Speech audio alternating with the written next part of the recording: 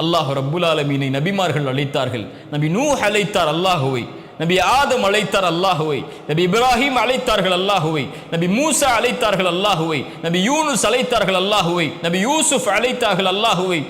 அல்லாஹுடைய தூதர் ஸல்லல்லாஹு அலைஹி வஸல்லம் அவர்களும் தன்னுடைய வாழ்நாள் முழுக்க அழைத்தார்கள் அல்லாஹுவை. பத்ருடைய போர்க்களம், அல்லாஹுடைய தூதர் ஸல்லல்லாஹு அலைஹி வஸல்லம் 300க்கும் சொச்சமான நபித்தோழர்களோடு இருக்கிறார்கள். எதிரிகள் 1000த்திற்கும் மேற்பட்ட எதிரிகள் நிற்கிறார்கள். அல்லாஹுடைய தூதர் ஸல்லல்லாஹு அலைஹி வஸல்லம் உடனடியாக அந்த முஷ்ரிக்குகளுடைய கூட்டத்தை பார்த்தவுடன் கிப்லாவை முன்னோக்கி கரம் ஏந்தி அல்லாஹுவை அழைத்தார்கள். யா அல்லாஹ், நீ கொடுத்த வாக்கை நிறைவேற்றி விடு.